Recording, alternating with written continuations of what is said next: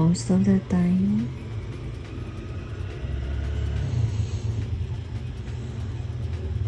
we don't like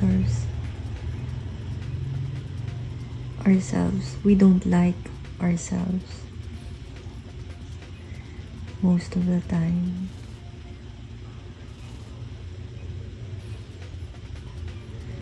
But why is that happening? Why is that popping out in our heads?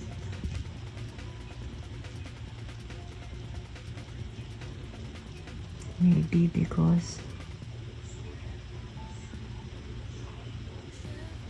our effort doesn't match to what we really like in this world. And our effort doesn't match for ourselves. And it's not for ourselves. That's why maybe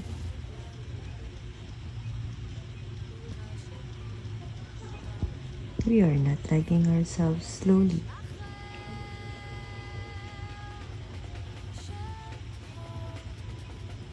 That's so sad.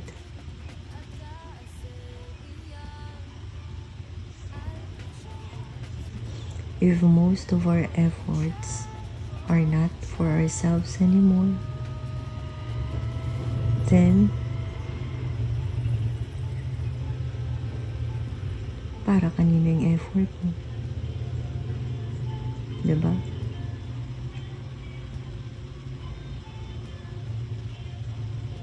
Para sa kanila. That's the most saddest part in this world. You do everything. You break your own selves for them. But still, it will never be enough for them. Right?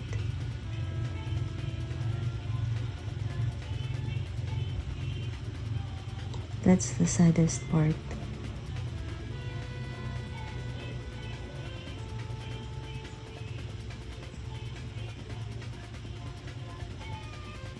You're always doing everything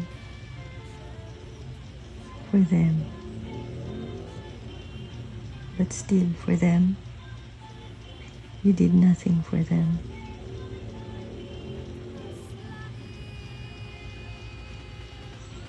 I don't know for that part kung sino yung tama, sino yung mali, sino yung greedy. Ikaw ba o sila? Because you did a bit and still you're counting it. Or you received a bit and it doesn't matter for you, right?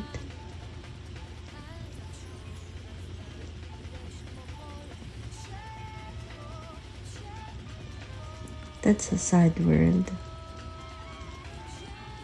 And that's a sad life.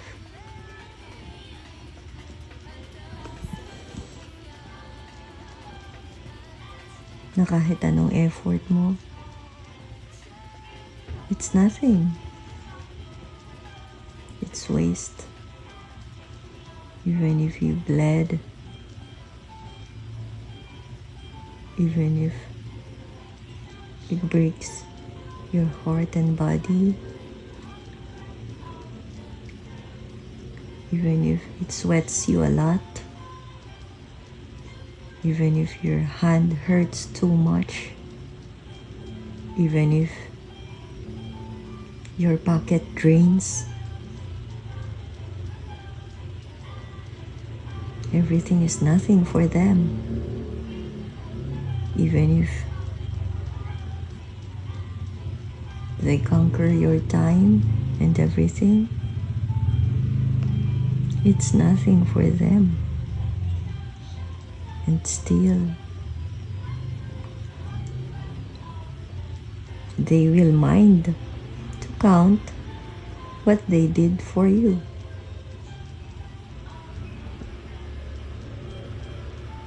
Diba?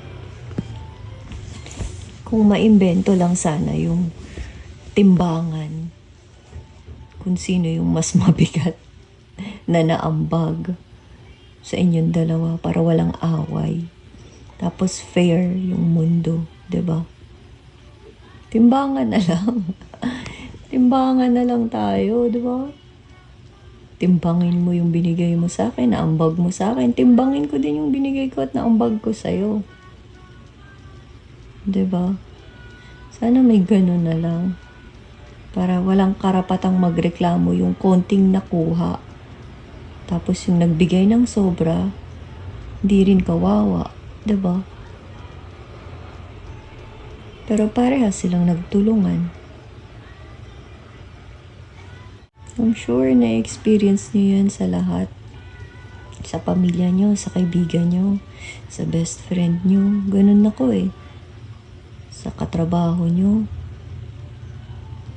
Laging parang, ha?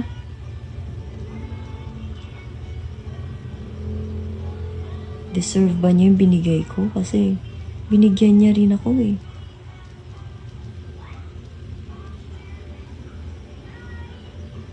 Pero bakit parang kulang?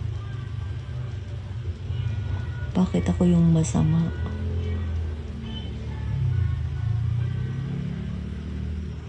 Ito kasi yung pinaka-saddest part.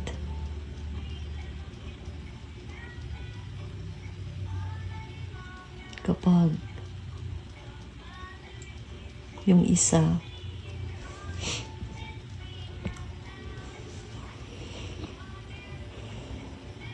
willing mag-all in, diba? Tapos yung isa, hindi.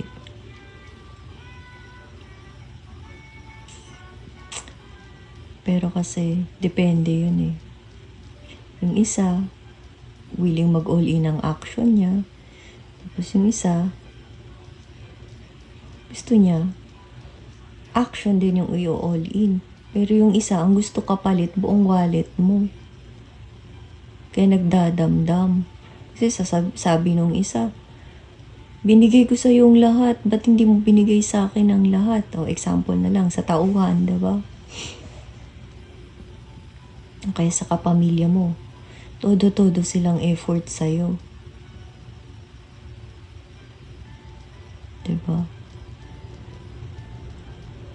Yung araw na yun, yung linggo na yun, tinodo nila yung effort nila sa'yo. Pero sila, gusto nila mag-all out ka din. Nung nag-all out ka din ng effort sa kanila, kung anong effort na binigay mo, ayaw nila yun, hindi nila yung tanggap. Gusto nila yung buong wallet mo naman ang i-all out mo sa kanila. 'Di ba? Parang, ay, teka lang. Effort ang pinag-uusapang all out dito, 'di ba? O, nag-effort ka all out. Mag-effort din ako sa all out. Bakit parang gusto mo wallet? Yung resources ang i-all out, 'di ba? Effort ang usapan. Ganun nagiging unfair sila.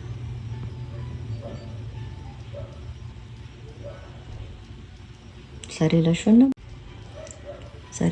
naman, ganun din.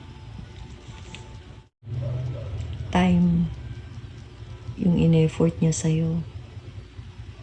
100% ng time niya binibigay niya sa'yo. Tapos loyalty mo yung hinihingi niya. Tsaka time. Honesty. Lahat hiningi na niya sa'yo kasi binigay nga niya sa'yo yung time niya 100%. Pero siya, hindi siya loyal sa'yo. 'Di ba? Kung sino-sino pa lang, wala lang, pinapakita lang niyang, nandito ako, 100% katawan ko para sa'yo. Oras ko para sa'yo. Text agad ako, reply agad ako. 'Di ba? Iba-iba yung mga tao eh. May kanya-kanya silang greed.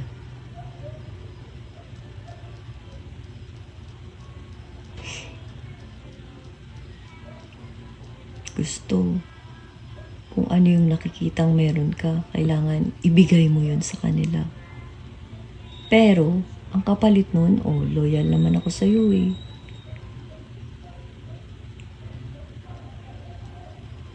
Weird.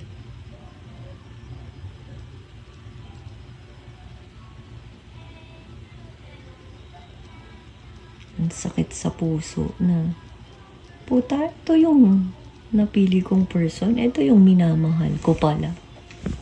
Diba? Pag gumana na yung utak natin, ito yung taong nagmamahal sa akin. Bakit? Ganito lang ba ako kaliit na tao? Dami ng kung ano-anong sanga-sangang papasok sa utak mo eh. Ganito lang ba yung worst ko? Eh, para hindi siya mawala, sige, tanggapin ko na lang kung ano yung kaya niyang ibigay. Pati yung hinihingi niya, ibigay ko na lang din. Diba? Kasi hindi ko naman kayang mawala tong person na to sa akin eh. Kasi ako kawawa pag nawala tong person na to sa akin.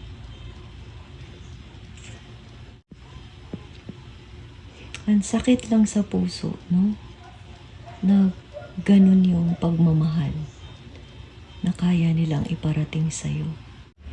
Kasi ito yan eh. Kung totoong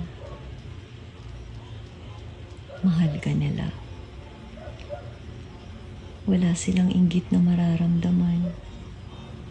Wala silang greed na mararamdaman. Na dapat may ganyan din ako. Dapat nasa sakin yung nasa kanya. Bakit di niya ako binigyan? Diba? Kung totoong mahal ka niya, kay kapatid mo pa yan, kaibigan mo yan, karelasyon mo yan, dapat masaya siya kung ano meron ka. Pero pag may inggit siyang nararamdaman na dapat may ganyan din ako, bakit di niya ako binigyan? Ba't siya lang meron? Ibig sabihin, hindi ka niya mahal. Mas mahal niya yung sarili niya. Meron siyang, kaya niya mas mahal yung sarili niya kasi hindi ka parte ng totoong sarili niya. Meron siyang pamilyang gustong buuin sa sarili niya. Diba? Yun lang yun. Kay pamilya pa yan, kamag-anak pa yan. Meron siyang pag-uukulan nun ng totoong pagmamahal. Kasi once na mahal mo yan, 100%. Diba? Mahal. Buo. Pero pag gusto niya, yung nakikita niya sa'yo, na mapunta pa, meron din siyang eksaktong ganun. Meron siyang ibang binubuo. Lungkot mo. Tapos ikaw, na all out, na bukang-buka ka para sa kanya. Naku, ano meron ako sa atin to ah. Pero para sa kanya, tingin niya dun, gumagawa siya ng sariling, ano niya talaga, mundo niya. Hindi ka kasali dun. Yun lang yun. Kaya minsan nagmamahal tayo ng mali. Nagbibigay tayo ng mali. Tumutulong tayo ng mali. Kasi nangyayari, higop lang sila pag nasa poder mo. Tapos dadali nila sa ibang mundo nila.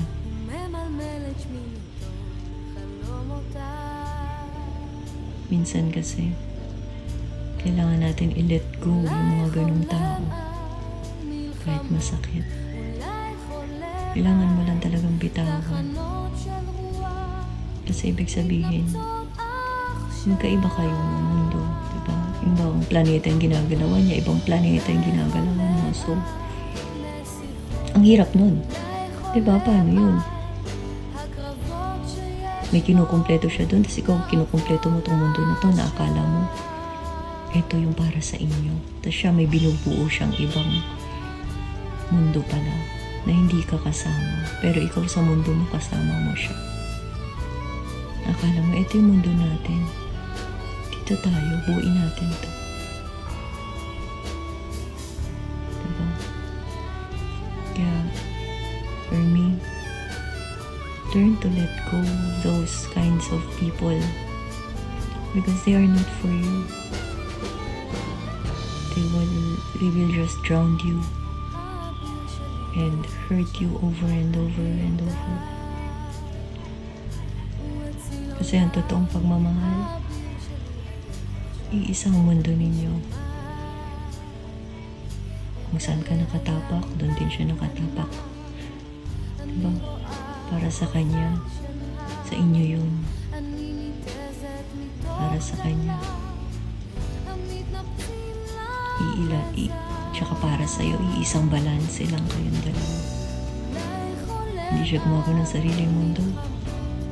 Ikaw din, di ka gumagawa ng sariling mundo. Iisa lang yung tinatapakan mo. Iisa lang yung binubuo niyo. Para sa akin, yun yung tamang tao na dapat mo kasama. Yung tao magsistay sa'yo. Yun yung kabalahibo mo, diba? Yun nga, lagi ko sinasabi.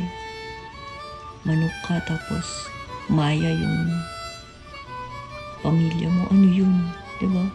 Dapat manok din yung pamilya mo. Manok din yung area na ginagalawan mo, pang manok. Ganun. Para hindi ka habang buhay nasasaktan. Hindi ka naghihirap habang buhay. Yun yung rason kung bakit tayo naghihirap. Pinipilit natin maging maya kahit manok tayo. Example, diba? Or maya ka tapos manok yung sinasamahan mo. Ayaw mo lumipad. Pinipilit mo. Kasi ito yung kadugo ko Kasi ito yung minahal ko Kasi pinili ko Diba? Kasi ito yung pinili ko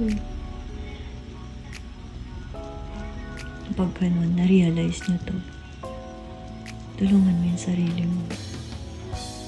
Dahan-dahan. Hawakan mo na yung sarili mo. Kasi, ito yung mangyayari dyan. Dadating yung time na pipigain ko ng mga yan. Humakot para sa mundong binubuo niya. So, dadating ang time na yayanigin ka ng mga yan para sa mundong binubuo niya na wala, hindi ka kasali. So, hold your ground. Kumbaga, mag-ready ka na sa bagyo. Dadating yun. Embrace mo na yung sarili mo. Kumbaga, mag-ready ka na ng emergency kit mo para sa pagkatao mo. I-save mo na yung sarili mo, tulungan mo. Kasi kumbaga, andyan na yung bagyo. No choice ka na. Iiwanan ka na yan. Maghahakot na yan ng matindi lalo o kaya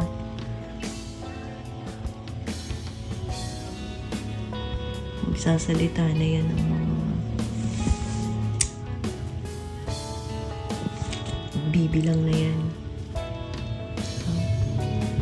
Uusingin ka na yan. Kasi ba't ito lang nabigay mo sa akin? Ba't ikaw may ganyan? Para sa kanya kasi yung ganyan mo, hindi yun para sa inyong dalawa. Diba? Hindi yun strengths yung dalawa. Para sa kanya, sa'yo lang yun.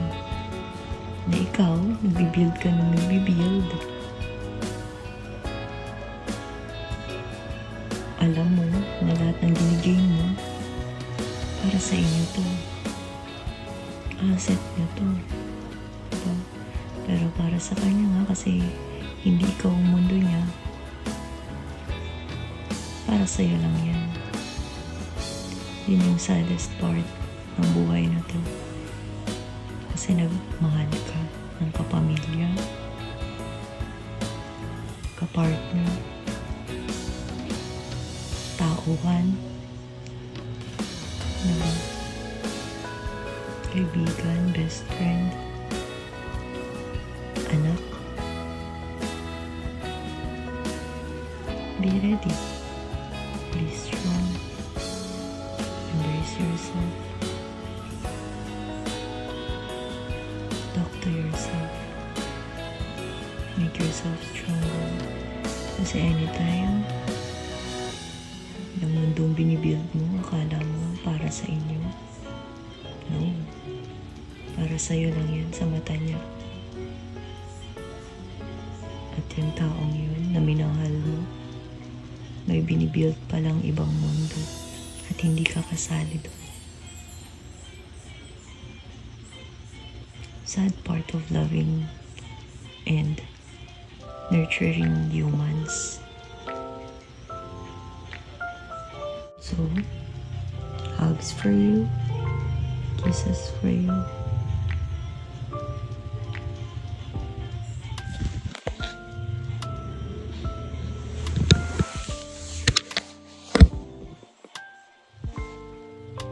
You're strong. Kaya ka nga nila ginanyan. Tingin nila.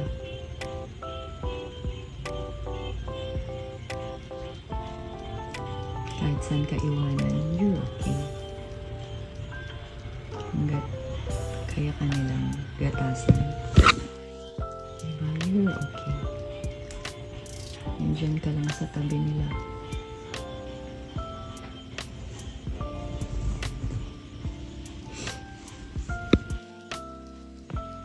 Yun na, kinainggitan ka nila.